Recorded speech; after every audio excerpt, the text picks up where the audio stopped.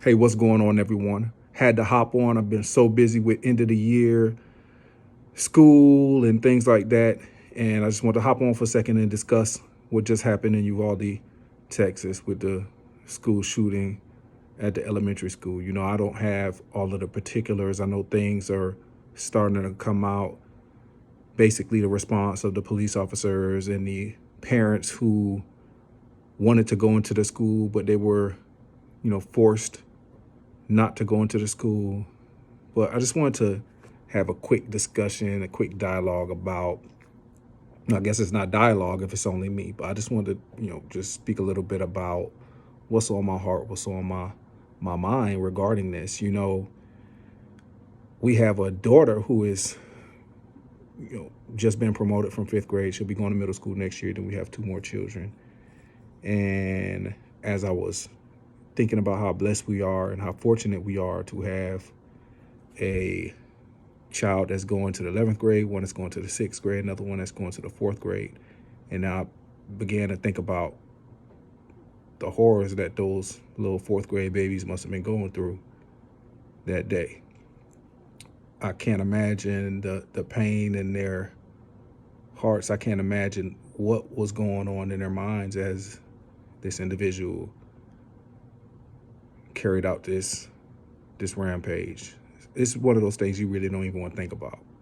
You have little kids, and I don't even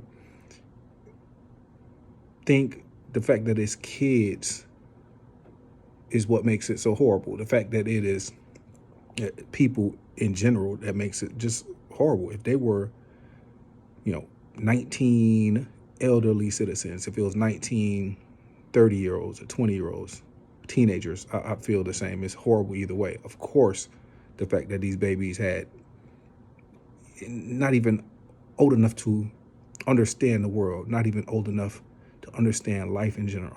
So, of course, the fact that they're 1,000% innocent compounds what happened. So it's just horrifying even thinking about what they must have gone through and what their last moments must have been like. It's actually heartbreaking, and those kind of things are difficult for me to talk about. But when we don't address these things, nothing can be done about it. So my question is, what are we going to do about it? What are we going to do about it?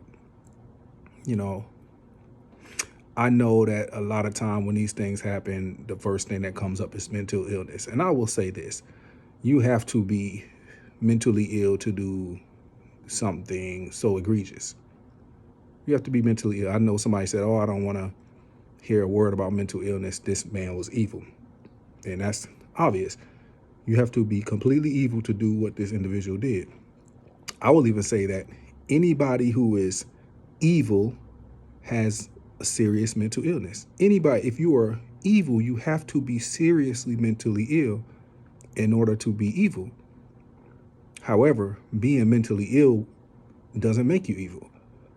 So obviously somebody like this who carries this kind of thing out, they have to have hatred in their hearts. They have to have evil intentions in their souls in order to carry something out like this. You have people who have serious mental illness all the time who walk around throughout society and struggle with things. Some people actually take their own lives because they feel that living is actually more difficult than dying. But you have individuals like this who decide to project their insecurities and their issues onto others, and they want to make others suffer because of what they're going through. And I've said for a long time that hurt people hurt people. Hurt people hurt people. And this is actually taking that to the nth degree. Like, this is beyond hurting people. I heard earlier about how the teacher's husband, one of the teachers who was tragically killed in this situation, her husband died of a massive heart attack. They had been high school sweethearts. They had been together for about 24 years. And he died of a broken heart. And I just think about my wife and the fact that we've been together for as long as we have. If anything happened to her, how would I cope? And this man obviously died of a broken heart, and it's heartbreaking to think about those kind of things. But this whole situation is bothering me. The fact that about 10 years ago, we had the situation in Newtown where it was similar situation where you had elementary kids who hadn't even had the opportunity to really live their lives, who were mowed down by obviously a deranged individual, an evil individual who had serious mental illnesses, and somebody who has had a history of it, you know. And the fact that 10 years later we're having the same thing happen is just beyond heartbreaking. It's disgusting. It's disgusting.